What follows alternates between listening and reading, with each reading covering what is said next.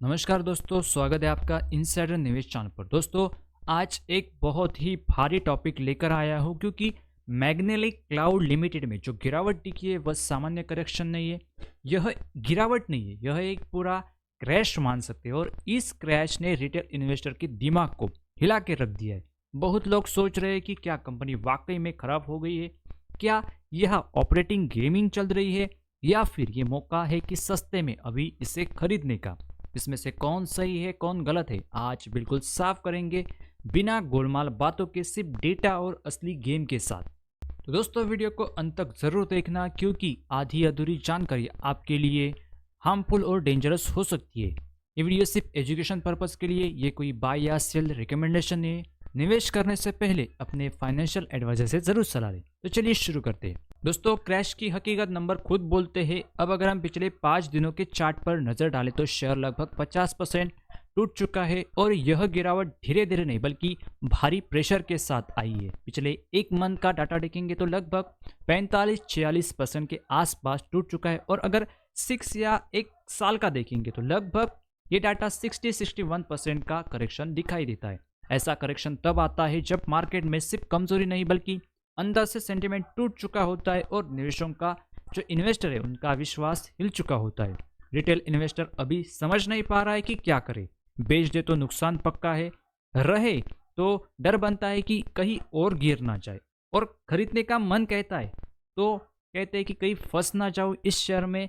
यानी पूरा दिमाग उलझ चुका है और ऐसे समय में सिर्फ भावनाएं काम नहीं आती है। ऐसे समय पे एक चीज काम आती है, वो है डेटा और लॉजिक। अब असली कहानी शुरू होती है 24, 25 और 26 नवंबर से, जब स्टॉक में लगातार हाई वॉल्यूम ब्लॉक और बल्क डिस हुई। और यह खेल बड़ा दिलचस्प है। बड़े इन्वेस्टर सिर्फ खरीद नहीं रहे, बड़े इन्वेस्टर सिर्फ बेच भी नहीं रहे, वे खरीदी और बिक्री दोनों कर रहे हैं। यही रिटेल इन्वेस्टर का सबसे बड़ा भ्रम टूटना चाहिए।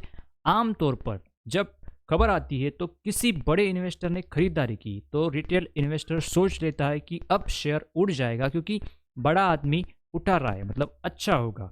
लेकिन मार्केट का सच बहुत अलग है। अगर बड़ा खरीद भी रहा है और उतनी तेजी से बेच भी रहा है, इसका मतलब होता है कि वे अपने पोजीशन शिफ्ट कर रहे हैं। यानी वे फायदा जहां दिख रहा है वहां जा रहे हैं और जहां रिस्क दिख रहा है वहां से निकल रहे हैं। और ये लोग शौक से ट्रेड नहीं करते, इनको पता है कि कब हवा बदल रही है। और जब ये खरीदते बेचते दोनों दिखे तब समझ लो कि कोई ना कोई मामला अंदर अंदर चल रहा है और इसकी वजह से सेलिंग प्रेशर और बढ़ रहा है।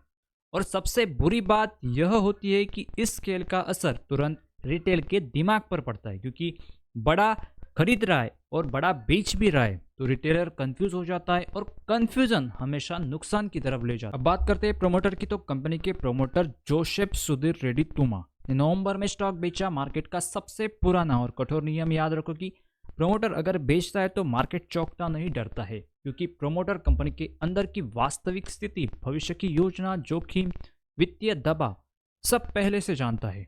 अगर वही व्यक्ति बेचने लगे तो मार्केट उसे सीधे सीधे ऐसा सिग्नल मानता है कि कुछ सही नहीं चल रहा है।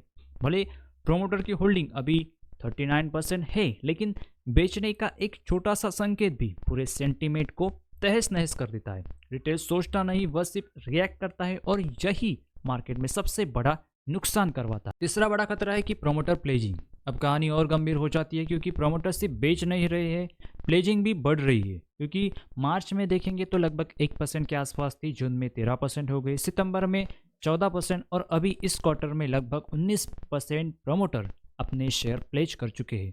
कंपनी का प्रोमोटर जब अपने ही कंपनी के शेयर गिरवी रखकर पैसा उठाता है तो मार्केट इसे समझता है कि कंपनी के पास कैश की बहुत कमी है, इसलिए शेयर गिरवी रखे जा रहे हैं। ये वैसा एक जैसे कोई बिजनेस वाला अपनी दुकान गिरवी रखकर लोन लेता है तो बाहर के लोग एक ही सोचते हैं कि अब सब ठीक चल रहा है तो गिरवी क्यों रखता है। यही मानसिकता स्टॉक मार्केट में भी चलती है और यही से गिरावट को रफ्तार मिली। अब अगर हम टेक्निकल ब्रेकडाउन करेंगे तो चार्ट टूटे तो उम्मीद भी टूटी है। जैसे प्रेशर बढ़ा, टेक्निकल ब्रेकडाउन शुरू हो गया, सपोर्ट लेवल टूटते गए, नए सपोर्ट बनाने का मौका नहीं मिला, मोमेंटम हर दिन कमजोर होता गया और एक बार टेक्निकल ब्रेकडाउन हो जाए फिर मार्केट सपोर्ट ढूंढना बंद कर देता है और नए लो ढूंढने लगता है।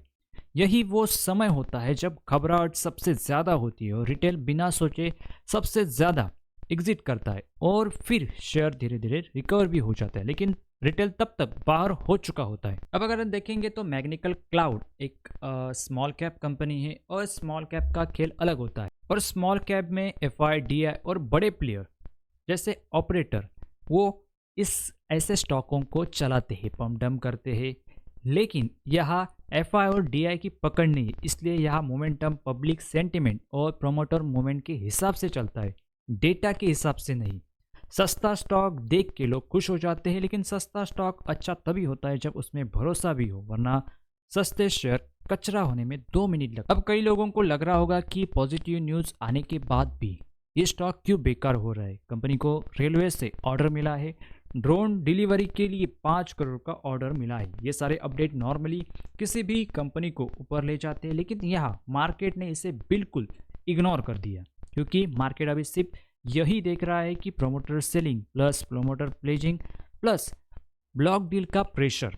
जब तक ये 3 चीज़ें में सुधार नहीं आता, चाहे कितनी भी अच्छी न्यूज़ पॉजिटिव न्यूज़ आए, मार्केट कोई रिएक्शन नहीं देगी। ऊपर से स्टॉक को ASM यानी एडिशनल सर्विलांस मेजर्स में डाल दिया गया है। पहले 20% का सर्किट था, अब 10% का हो गया, और अगर प्रेशर जारी रहा तो 5% का बैंड भी लग सकता है। ASM का मतलब यह नहीं कि कंपनी में कुछ गलत है, ASM का मतलब यह है कि स्टॉक में वॉलेटिलिटी बहुत ज़्यादा है और एक्सचेंजेस रिटेल को बचाने के लिए गिरावट को स्लो मोशन मोड में डाल देते हैं। अब अगर हम ट्रेडिंग कारोबार की बात करेंगे तो 158 लाख शेयर ट्रेड हुए हैं और लगभग 96% शेयर डिलीवरी में उठाए गए हैं। मतलब खरीदने वाला भी प्रोफेशनल बड़ा खिलाड़ी है और बेचने वाला भी प्रोफेशनल बड़ा खिलाड़ी है। रिटेलर अभी पूरी तरह गेम के बाहर है और असली लड़ाई बड़े 2 खिलाड़ियों के बीच में चल रही है।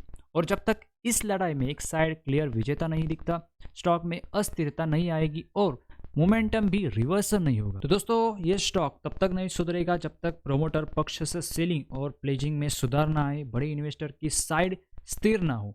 ASM लिस्ट से बाहर आने तक ये स्थिति ऐसे ही रह सकती है, और अगर टेक्निकल ब्रेकडाउन रिवर्स ना हो तो ऐसे ही स्थिति स्टॉक में देखने को मिल सकती है। जो होल्ड पर बैठे हैं, घबराहट में बेचोगे तो नुकसान फाइनल हो जाएगा, इसलिए अपडेट देखते रहो, डेटा समझो और तुरंत रिएक्ट मत करो।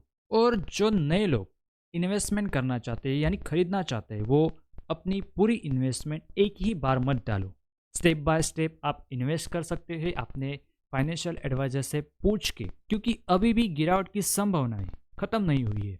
ट्रेड करने वाले के लिए बिना वॉल्यूम और लेवल्स के ट्रेड किया तो पैसा जलेगा, इसलिए चार्ट और वॉल्यूम का इंतजार करो। दोस्तों, मार्केट किसी की इमोशन नहीं सुनता, मार्केट सिर्फ डेटा, एक्टिविटी और मूवमेंट पर चलता है, इसलिए अपने पैसों को इमोशन पर मत चलाओ, जानकारी पर चलाओ।